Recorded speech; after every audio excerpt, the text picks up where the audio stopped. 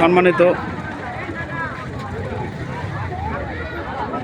এলাকাবাসী, আপনারা জানেন যে হাদির মৃত্যুর ব্যাপারে তার আসামিদের গ্রেপ্তার করা হচ্ছে না, সেই ব্যাপারেই আজকে দপদপিয়া জিরো পয়েন্টে রাস্তা অবরোধ করে রাখছে ছাত্র জনতা।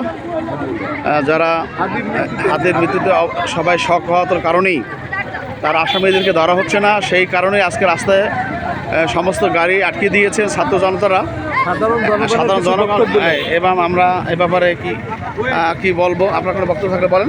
আমরা এইভাবে হাদির মৃত্যুর জন্য আমরা রাস্তাঘাট আটকাইয়া এইভাবে বিচার চাই না।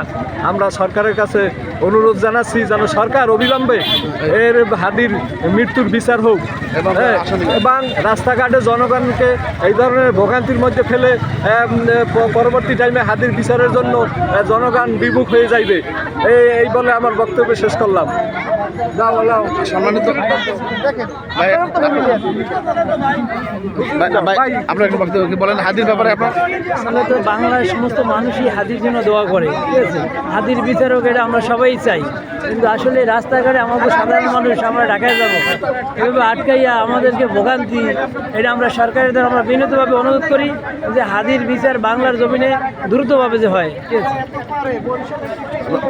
সম্মানিত দর্শক বন্ধু, আপনারা দেখতে পাচ্ছেন যে হাদির ব্যাপারে দপদপে জেরি পয়েন্টে তাদের আসামিদের ধরার জন্য ব্যাপারেই তারা সাধারণ জনগণ তারা ঐক্যবদ্ধ হয়েছে, সাধারণ ছাত্র জনতা যে যারা হাদিরকে হত্যা করেছে তাদেরকে আসামিকে ধরার জন্যই মূলত এইভাবে রাস্তা অবরোধ করে গাড়ি ঘোড়া সব বন্ধ করে রেখে দিয়েছেন দপদপিয়া জিরো পয়েন্টে। ভাই আপনি একটু বক্তব্য বলবেন, বলার আছে ভাই? ভাই আপনারা বলেন, ভাই আপনি বলেন, ভাই বলার আছে? আপনারা মনে করেন 50টা মানুষ হচ্ছে, আপনারা পারপাসের জন্য একটু কষ্ট একজন লোক যদি দেখেন 10জন জিজ্ঞেস করেন যে এই জিনিসটা যে করে আপনাদের কোনো ভালো মানুষজন বলতেছেন না তারা বলতেছেন।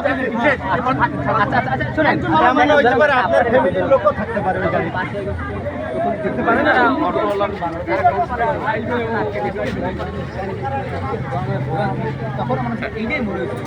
মূলত সরকারের কাছে দাবি জনগণ তারা বলতেছে তারা যে হাদিরকে যারা হত্যা করেছে তাদের সাথে যারা জড়িত সকলের বিচার হোক এই দ্রুতভাবে, এই ব্যাপারেই আজকে অবরোধ করেছেন তারা দপদপিয়া জিরো পয়েন্ট বরিশালে।